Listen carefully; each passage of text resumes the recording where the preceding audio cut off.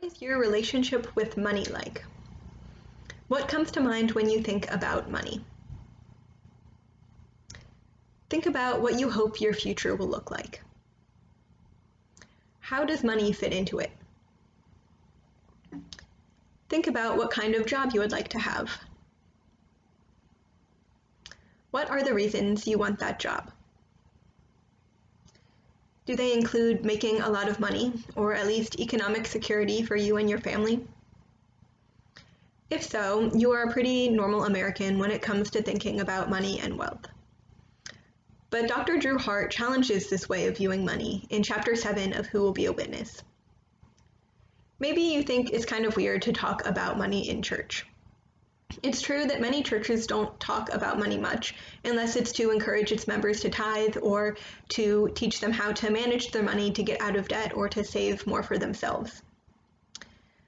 Dr. Hart points out that this is kind of ridiculous, since there are over 2,000 Bible verses about wealth, and churches and Christians tend to view money in a way that is often more similar to the way of the world than to the way of Jesus.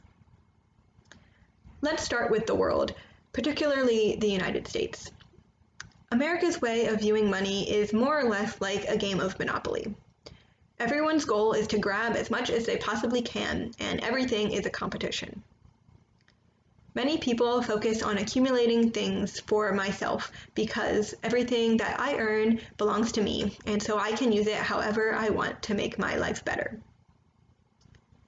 A common argument for this view is that if people on the top make as much as they possibly can, then it will trickle down to those underneath. But what if we look at giant companies like Walmart and Amazon that are making billions of dollars a year?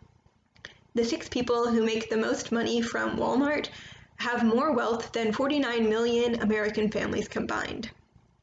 And yet, their workers are making little more than minimum wage. They often are not given health care, and sometimes their wages are stolen through wage theft, which is when corporations illegally withhold some of their pay. In 1 year, there was $933 million of wage theft discovered.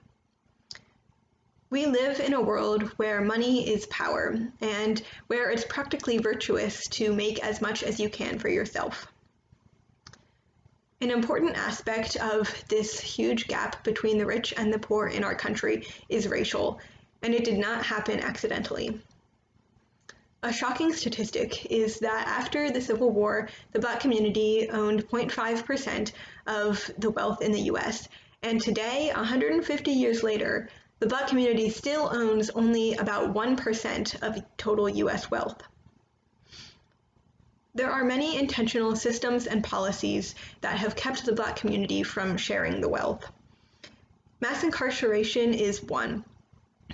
Black men are imprisoned far more than white men, and when they are released, they can be legally discriminated against when looking for a job, on top of the illegal discrimination that happens anyway. Other ways that Black people have been intentionally left behind are the governmental programs that were created in the 1900s to help white people get out of poverty. Governmental loans for houses and land were denied to Blacks. These and other things, such as the violent destruction of Black-owned property, have created the incredibly unjust systems that we have today. Let's go to the Bible and to Jesus to look at how God's way of money and economics is so different. We can start in the Old Testament with a central economic practice called the Year of Jubilee. This practice meant that land would be returned to families that originally owned it, and this prevented people from sliding into perpetual landless poverty and also from too much wealth being accumulated by just a few people. Of course, this didn't mean that the people always practiced this, and the prophets were continually condemning their oppression, violence, and wage suppression. Jesus continues this theme of justice and provision for the poor. As we've talked about before, Jesus is often calling out the religious rulers for how they have been involved in taking advantage of the poor. In one scene in the temple, Jesus is doing this. He is saying that they have been devouring widows' homes, and right after this is the story of the widow giving her last 2 coins to the temple. We often see this story as praising the widow, and it is, but it's also condemning the temple system that would take the last of all that a widow had instead of providing for her, as God's law commands. We see Jesus telling a rich young ruler that if he wants eternal life, he needs to sell all of his possessions and give the money to the poor. This man refuses, but we also see the story of Zacchaeus, who, after interacting with Jesus, decides to give half of all he has to the poor, as well as paying back 4 times as much to those that he has cheated. Dr. Hart suggests that the Zacchaeus actions are a good framework for us to consider as we attempt to follow Jesus' way of deliverance and flourishing for all in how we use the resources and wealth that we have. This kind of thinking, that the wealth that we have is not ours alone, was strongly believed by the early church. Church leaders wrote about how everything that we have comes from God and how it's meant to be shared, distributed even, with all of humanity.